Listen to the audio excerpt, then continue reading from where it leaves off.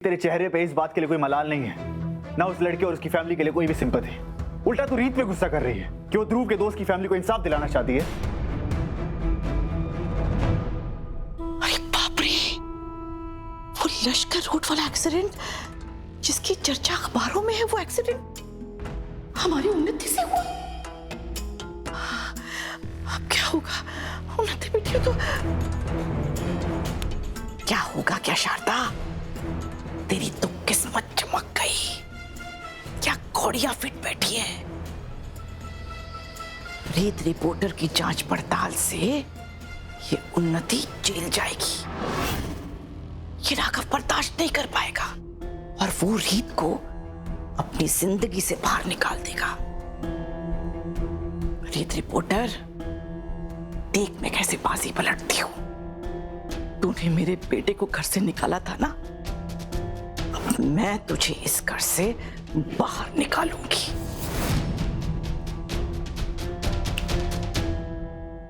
क्या सोच रही है?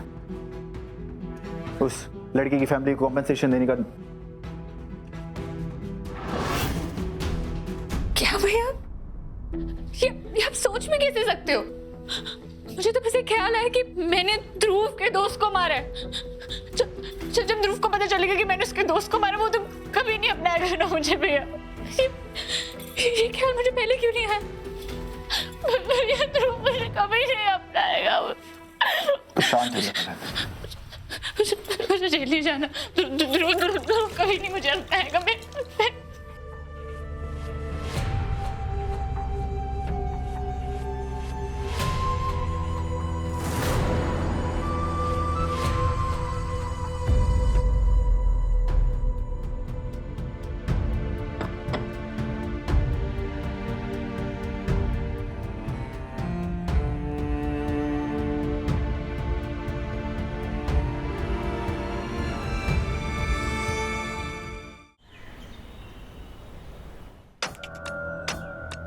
भैया, यहाँ सामने वाली रोड पे 2 दिन पहले एक्सीडेंट हुआ था, आपने कुछ देखा है क्या?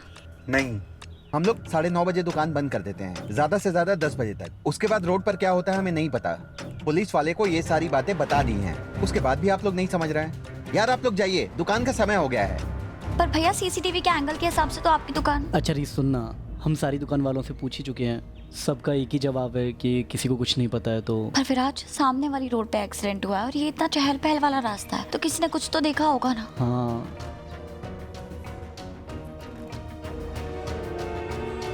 अच्छा रीत सुनना, मतलब दुकान वाले तो कुछ बता नहीं रहे हैं, तो इस तोते से पूछे क्या, ये सच बताता है, फ्यूचर वगैरह बता देता है ये। अरे सच में मुझे पता है ये सच बता देता है, एक बार पूछ लेते हैं ना। ये क्या दकियानूसी बातें कर रहे तू? चल टाइम नहीं है हमारे पास। पर सुनिए ना दादा, ये तोता इसके बारे में बताएगा क्या? ये 2 दिन पहले। अरे तुझे पता है ना लेट हो रहा है। मैं सोच रही हूँ कि एक बार इन लोगों से भी पूछ लेते हैं। भैया, ये सामने वाली रोड पे ना एक्सीडेंट हुआ था 2 दिन पहले, आपने कुछ देखा क्या? नहीं देखा? अब कुछ है तेरे पास? हाँ इसमें है ना। ये लीजिए, अच्छे से याद करके बताइए ना, कुछ देखा होगा ना आपने। हाँ। अरे मुझे कुछ नहीं पता। क्या? विराज, उससे पूछे। उसको क्या पता होगा, नशे में लग रहा है वो। अरे पूछ के तो देखते हैं। रील देख रहा है बैठ तो के। चुप कर, दिखा। बंद कर इसको। रीत नशे में लग रहा है, इसको कहाँ कुछ पता होगा। बाबा, आपका नाम क्या है? आप रोज यहीं बैठते हो? ये आपके लिए। अब यहाँ सामने वाली रोड पे 2 दिन पहले एक एक्सीडेंट हुआ था, आपको कुछ याद है? कुछ देखा था आपने? नहीं। देखिए बाबा, मैं पुलिस में नहीं हूँ और ना ही मैं आपको जेल भेजूंगी। बस वो जो लड़की की मौत हुई है ना, वो किसी का बेटा था, किसी का भाई था, और हम सिर्फ उसे न्याय दिलाना चाहते हैं। और आप भी नहीं चाहोगे ना कि कल को कोई ट्रक या कोई गाड़ी आपका भी ऐसे चैन छीन ले। तो प्लीज अगर आपने कुछ देखा है तो हमें बताइए ना। गाड़ी बहुत तेज।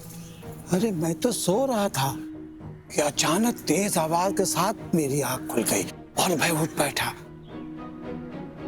मैंने देखा कि एक तेज गाड़ी लड़के को हवा में उड़ा के ले गई। वहां जाकर के गिरा वो, और उसके बाद वो गाड़ी निकल गई। फिर मैं फिर आप क्या? फिर आप मैं सो गया।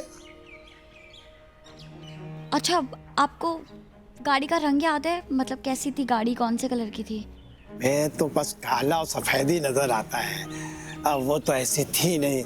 और फिर मैं नशे में था, अंधेरा भी बहुत था मैडम। गाड़ी का मॉडल, उसकी कंपनी कुछ याद है? अरे भैया, हमें तो गाड़ी का नाम तक ठीक से नहीं मालूम है, तो मॉडल हमें क्या पता होगा? हा? अरे हमारे लिए तो सब गाड़ी एक जैसी गाड़ी है यहाँ। अच्छा, आप मॉडल छोड़िए, आपको याद है गाड़ी के अंदर कौन बैठा था, कौन गाड़ी चला रहा था? आपने किसी को देखा?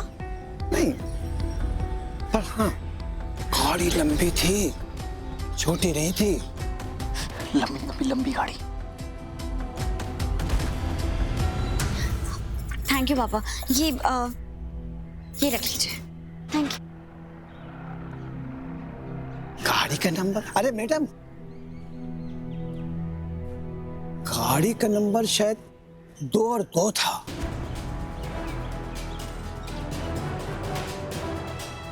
थैंक यू भाई साहब, हाँ आपने ना डूबते को तिनके का सहारा दे दिया। Thank you thank you thank you. जीते रहो, जीते। Thank you. Thank you.